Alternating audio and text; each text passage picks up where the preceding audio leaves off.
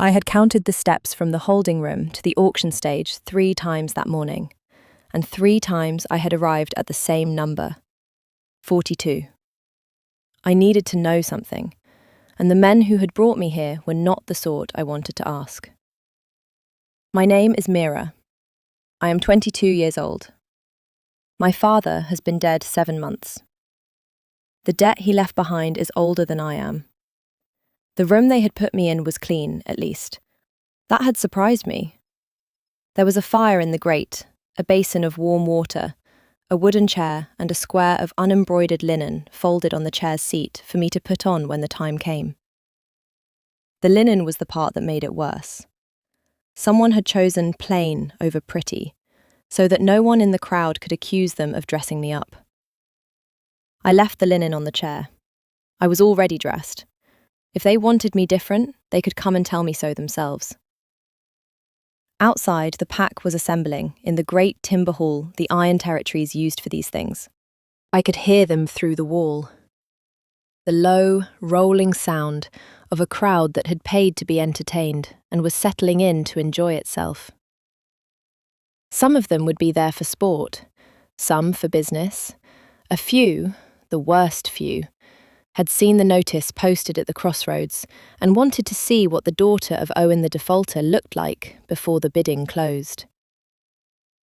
I had decided I would not let any of them see me cry. I had not yet decided what I would let them see. I was working on it. The thing about being auctioned to clear a debt is that it is, technically, legal. My father had signed his name in blood on a contract 12 years ago when I was 10 and he was already losing, and the contract had named his estate as collateral. His estate, when he died, had been 1 daughter and a cottage that listed sideways into a salt creek. The cottage went first. I was the remainder. I had been told the Alpha King himself would be in attendance. This was meant to frighten me. By every account I had ever heard, he was a man who did not waste his afternoons on the misery of strangers. If he was coming, it was because he was making a point about something, and I did not understand yet what the point was. There was a knock at the door, 2 short, 1 long. A man's voice said, "Quarter hour." "Thank you," I said, because the manners my mother had drilled into me did not fail, even now. I had been told, when they came for me at dawn, that I would be given a tonic before I went up. For my nerves, the auctioneer's woman had said. Smiling the way a person smiles when they want you to understand that you do not have a choice. I had refused it then. The woman had only said, calmly, "You can refuse it 2 more, and then we will give it to you anyway." So I knew the tonic was coming. I knew also that whatever was in it was not for my nerves. They wanted me on that stage looking pliant. They wanted me looking like a girl who had already given up. I had not given up. I was simply waiting to see who I was going to fight. The door opened 10 minutes early. The auctioneer's woman came in carrying a small clay cup. She had a kind face. That was the thing that infuriated me most about her. She had a face like someone's aunt. "Drink this, love," she said. I looked at the cup. I looked at her. I said, "No." "It will help." "It will not." She set the cup on the small table by the chair and folded her hands in front of her apron. "We can do this gently," she said, "or less gently. The result is the same. You will be calm when you go up. You will smile when you are told to. It is easier if you choose." I had been planning for hours to throw it in her face when she offered it. I did not, in the end. I do not know why. Perhaps because the thing I needed most, in that moment, was for them to underestimate me. And a girl who throws tonics in the faces of her handlers is a girl they will tie down before they bring her up the stairs. So I lifted the cup, and I held it to my lips, and I did not drink it. I let it touch my mouth and no further. Then I put the cup back down with the level unchanged. "Good girl," the woman said, not looking carefully enough. I had been called a girl twice that morning, by people who meant it as a soft word for an unsoft thing. I am a woman grown. I have been a woman grown for 2 years by pack law, and longer than that by every measure that actually mattered. The people who needed me to be a girl were the people who needed me to be small. The woman left. I poured the rest of the tonic into the basin of warm water and watched it cloud. The knock came again, one long time. I stood up. I shook the creases out of my skirt, my own skirt, plain wool, and I left the linen on the chair. They took me down a narrow corridor that smelled of pitch and old smoke. At the end of it was a curtained doorway, and through the curtain I could hear the auctioneer warming up the crowd. He had the voice of a man who enjoyed his work. Numbers were being shouted from the floor in a hot, eager rhythm, the way men shout in taverns when something is about to be killed for sport. I do not remember the moment the curtain opened. I remember the light. The hall was lit by enormous iron braziers slung from the rafters on chains, and below their smoke were faces. Hundreds of faces. Wolves and men, and a few wolves who had decided not to bother distinguishing themselves from men. Some were smiling, some were not. The ones who were not were the ones I watched. The auctioneer turned and saw me, and his mouth opened to begin his patter, and then it closed again. Something in the room had changed, and he was a man who lived by reading rooms, and he had read this one and gone quiet. I followed his gaze. At the back of the hall, against the long wall, under the high banner of the Iron Throne, a man was standing with his arms folded. He was not seated. The wolves who had brought him there had brought a chair, and the chair was beside him, empty. He had chosen, deliberately, to stand at the back of his own kingdom's hall and watch. He was looking at me. I had never seen the Alpha King before. I had heard him described enough times to assemble a picture, and the picture had been wrong in every detail that mattered. He was tall and dark-haired, and dressed in the iron grey of his house. The thing the descriptions had missed was his stillness. He was as still as a stone in a river. The room moved around him, and he did not move with it. His eyes were on my face, not on my throat, not on my hands, not on the rest of me, my face. I looked back at him for exactly as long as a woman about to be sold can look at the most powerful wolf in the territory, which is to say, longer than was wise. I did not lower my eyes. I had decided, walking up the corridor, that I would not lower my eyes for anyone in this hall, and I started the way I meant to continue. His mouth did something. It was not a smile, it was the place a smile would have been on another man's face. On him it was the smallest possible shift in the set of his jaw, and I caught it, and I understood somehow, without being able to say how I understood, that he had not expected me to look back. The auctioneer cleared his throat. He had remembered his job. He began. "Lords and packmen, ladies of the inner courts, we come to the matter of the debt of Owen of Salt Creek, deceased, owed to the bondhouse of—" A horn sounded. Not loudly, not the brassy hunting horn the crowd had been expecting at the end of a successful sale. A single low note from a curved silver horn held by a herald I had not noticed standing at the side of the dais. The note was so soft that the men in the back of the hall who had been laughing did not stop laughing for 2 full seconds after it had finished. And then, all at once, the room understood that the auctioneer had also stopped speaking, and the laughter died. The herald lowered the horn. He looked at a scroll. He read in a voice trained to carry to the back walls. By the seal of the Iron Throne and the hand of Soren, Alpha King of these territories, the debt of Owen of Salt Creek, in the sum recorded and witnessed, is satisfied in full, as of this morning at dawn. The bondhouse acknowledges receipt, the contract is dissolved, the auction does not proceed. If you have made it this far, stay with me.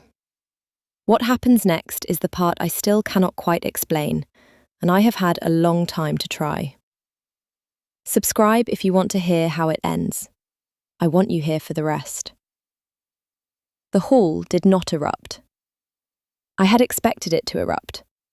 Crowds at auctions do when something interrupts them. This crowd went silent in a way that was somehow worse. They were not silent because they were respectful. They were silent because they were calculating. The Alpha King had spent his own coin to buy a stranger out of the bondhouse before she ever reached the block, and every man in that hall was trying to work out which way the wind in the territory had just shifted. I was the only person in the room who was not calculating. I was, instead, looking at the man at the back wall who had not moved. He had wanted to see my face when I found out. That was the worst of it. That was the part I could not get past. He had paid the debt, and the herald said it had been done at dawn, hours ago. And he had still come here. He had come here and stood at the back and waited until the moment of the announcement to watch what I did when I learned I was not for sale. I did not know yet whether to be grateful or furious. I was, in equal and overwhelming measure, both. I held his gaze across the length of the hall. I let him see exactly that. Gratitude, fury, the whole of the thing, neither half hidden. He inclined his head, just barely, just enough that I knew he had seen what he had come to see. Then he turned and walked out of the hall, and his guards went with him, and the auction did not proceed, because there was no longer an auction to hold. They escorted me, eventually, to the fortress. Not as a prisoner. Not as a guest, either, exactly. I was given a room in a wing I did not know the name of, with a window that looked out over the grey terraced gardens the king kept on the south face of the keep. A woman named Halla brought me bread and broth and a fresh dress, and did not call me girl, even once, which I noted. I did not see him for 2 days. On the third morning, a page came with a folded note. The note said, in a hand I would come to know very well, "The library at the hour after midday, if you are willing." S. The word willing was the thing that did it.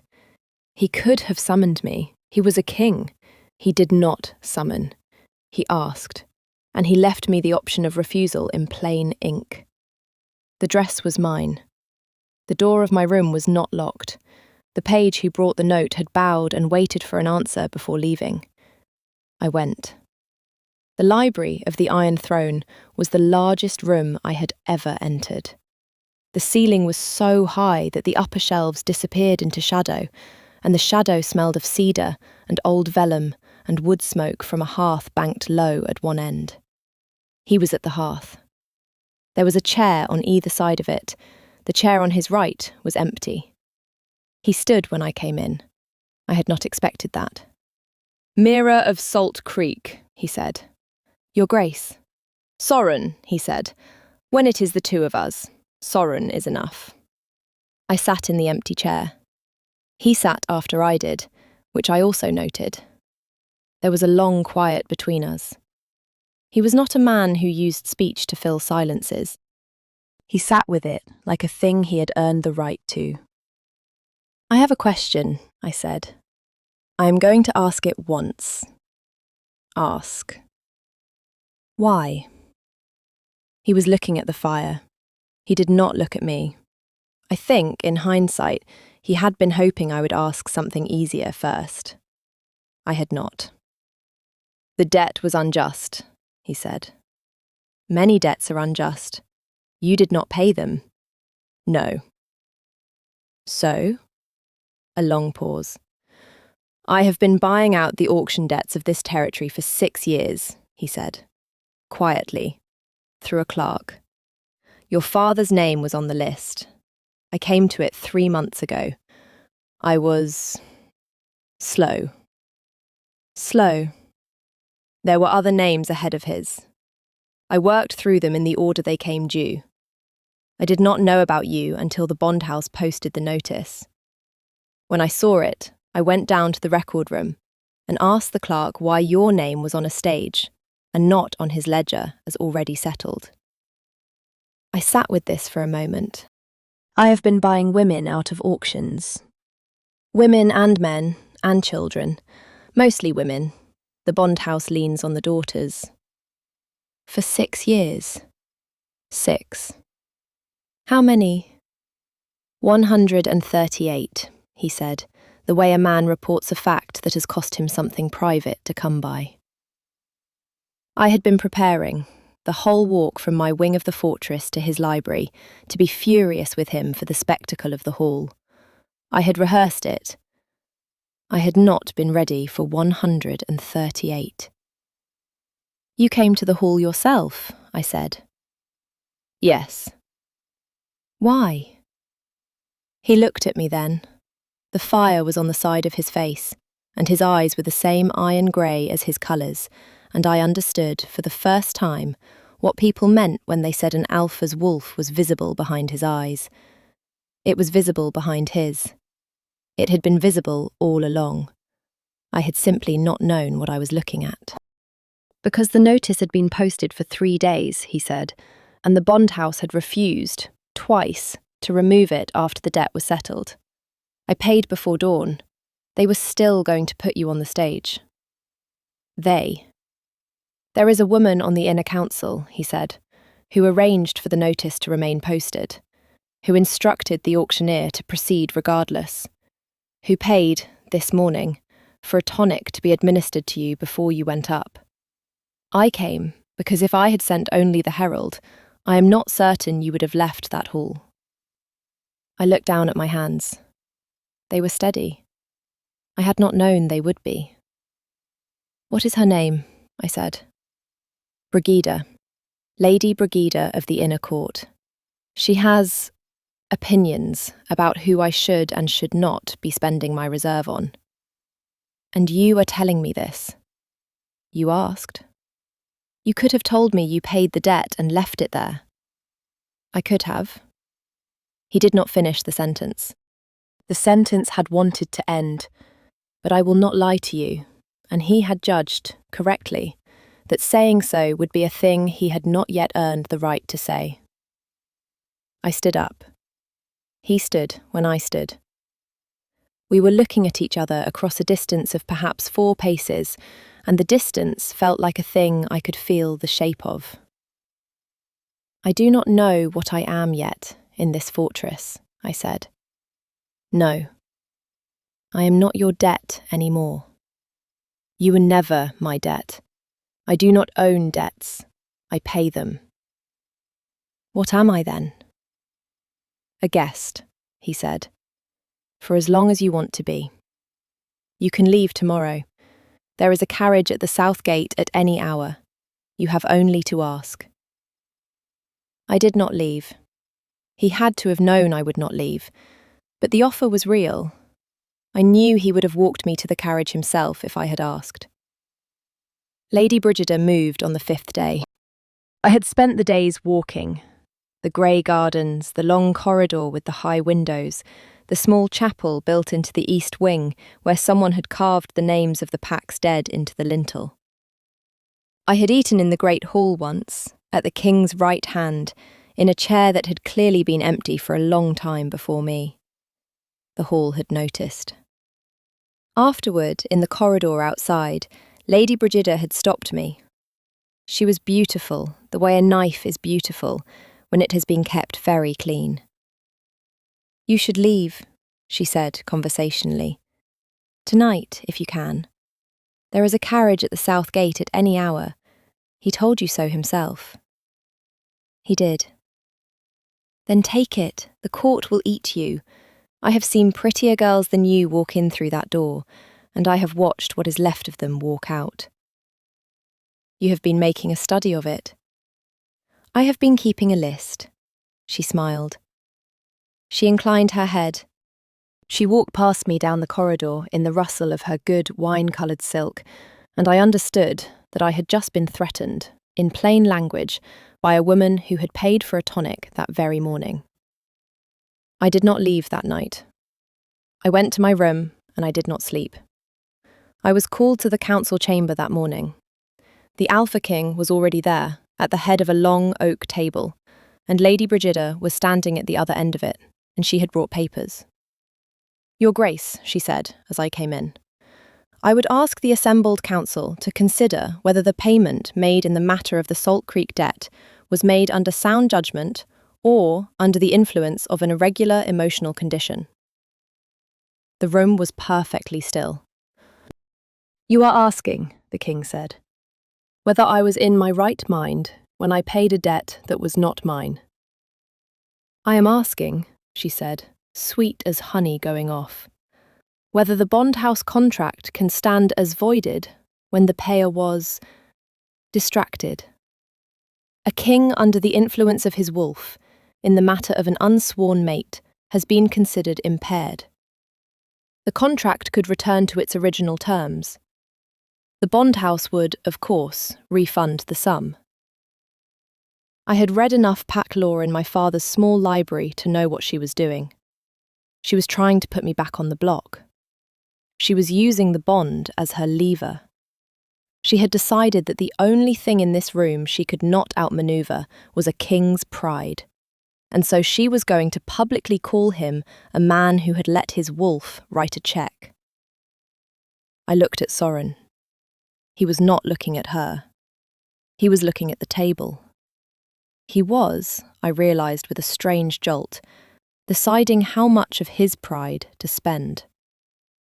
I did not let him decide it. "My lady," I said. She turned.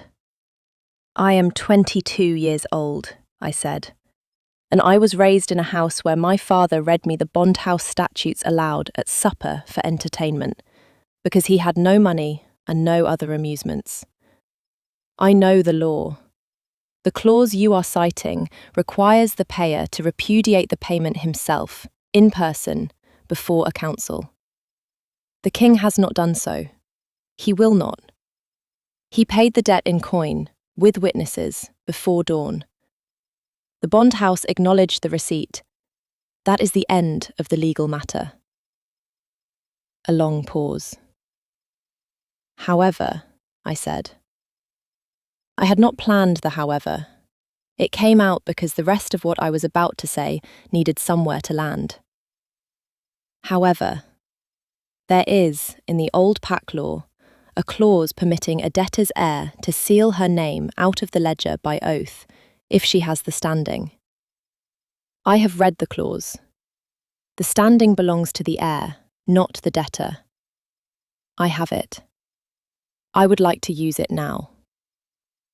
The council looked at one another. Lady Brigida had gone very white. The king's head had come up. "Mira," he said, quietly. "It requires blood," I said, to him, not to her. "I know."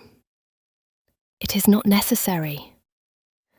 "It is, because as long as the ledger has a record of my name, she can come back to it. I do not want it to be possible for her to come back to it. I am going to do this once." The eldest of the councillors, a small grey woman with iron rings on every finger, stood up slowly. "The clause is real," she said. "I have not seen it invoked in 40 years.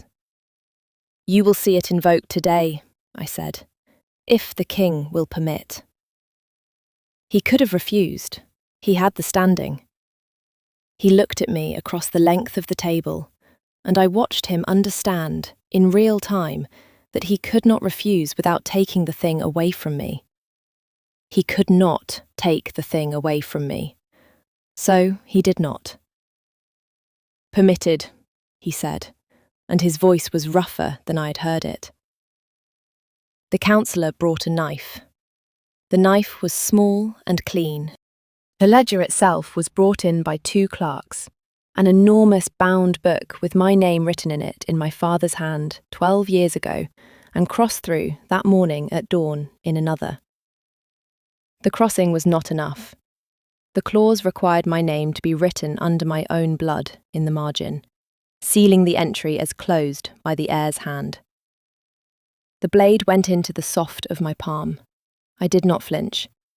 I had decided, in the corridor on the way down, that I would not flinch, and I held to the decision because the decision was the only part of this that was mine. The blood came. I wrote my name in the margin. The cold came in with it. I had not expected the cold. The clause was an old one, and old pack law has weight, and the weight is not metaphorical.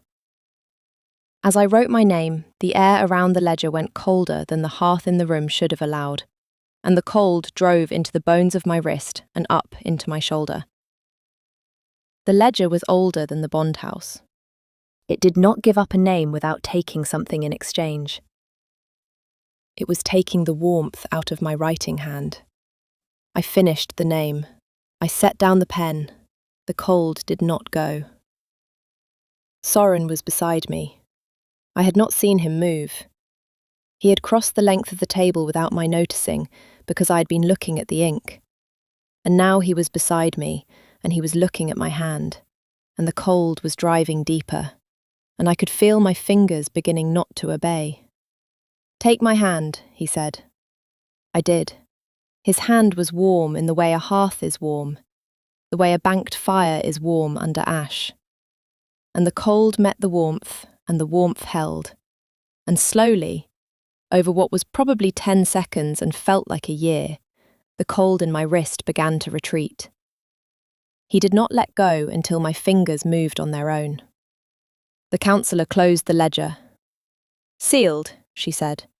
"By heir's hand and blood. It is done." Lady Brigida said, "Your Grace." "Out," he said. Not loudly, just the one word. She went. She was stripped of her seat on the inner council before nightfall, and by the end of the week she had been escorted to her family's holdings in the south, with a writ forbidding her to enter the Iron Territories again for 7 years. He found me on the terrace above the grey gardens that evening. The sun had gone behind the western ridge, and the stones of the parapet were holding the last warmth of the day. "You should be inside," he said. "Your hand. My hand is fine." It was cold. It is not any more. He stood beside me at the parapet, not deliberately close, not deliberately apart. Beside. The distance was the thing I had begun by then to know the shape of.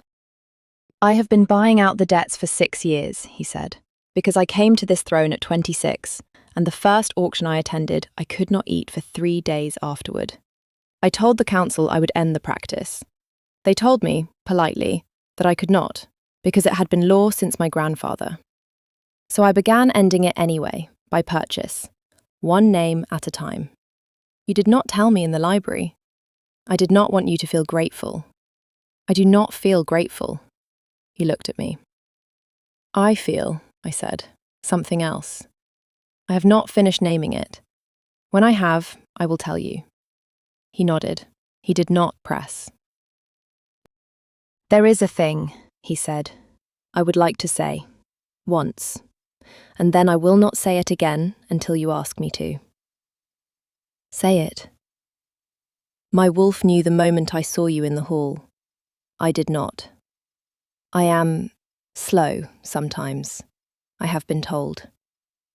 I am telling you now because I do not want to be the kind of man who says it to you the first time as a surprise.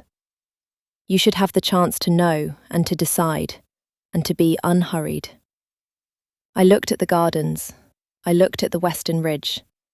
I looked at his face. "Soren," I said. "Yes. I will be unhurried." "Good." That was all that evening. He walked me to the inner door of my wing and inclined his head and left. I stood at the window of my room for a long time afterwards, watching the iron-grey twilight come down over the terraces, and I thought about a man who had spent 6 years buying women out of auctions one name at a time, and had not told me because he did not want me to feel grateful. I was not grateful. I was, by the end of that month, something else. And I told him so. In the library, in front of a banked fire. And he heard it without flinching. And when I asked him to come closer, he did. The kiss was the simplest thing that had ever happened to me. It was not a beginning, it was a recognition. Like setting down something heavy I had been carrying for so long, I had forgotten it was not part of me. He held my face the way a person holds a thing they have wanted and feared and finally been permitted, all at once. The whole long winter of my life ended in the second between our mouths meeting and parting again. We were married in the spring, when the grey gardens had started to remember they were green underneath. A year after the day they were to have auctioned me, the Great Hall held a different gathering. The ledger was open on a long table at the front, and the clerks were calling names from it one by one, and the people whose names were called were coming forward to write their own names in the margin in their own ink. No blood required this time, because I had argued the clause down to ink and parchment. 138 names. It took 3 days. Soren sat beside me for all of it. He did not speak. He had been told it was not his ceremony. On the last day, when the last name had been sealed, the eldest councillor closed the ledger and pushed it into the hearth herself. The fire took it slowly. We watched it burn. A letter arrived for me that evening from a village on the coast. It was from a woman I had never met. She wrote that she had been on a stage like mine 6 years ago, and a herald with a silver horn had stopped the auction before she went up, and she had never known whose hand to thank, and she was thanking mine instead. She asked at the end of the letter whether the Alpha King's wife was as terrible as she was reported to be. She had heard that I argued with the council. She had heard that I had made the king set down his crown twice in one season. She had heard, she added, that he had set it down both times, smiling. I have not, in fact, made him set down his crown smiling. I have made him set it down. The smiling is his own business. And I will not take credit for the parts of him that have begun, slowly and against his expectation, to belong to himself. I wrote back. I told her my name. I told her she was welcome at the spring gathering whenever she chose to come. I signed the letter in my own ink, in my own hand, with no blood in it anywhere. Tell me, did you see it coming when the herald lifted the horn? Did you know, before I did, what he had done? Stay a while. Tell me where you were listening from tonight, and what you would have said to him in the library, if it had been you in that chair. I read every one. And if her voice has been worth your evening, stay with this channel.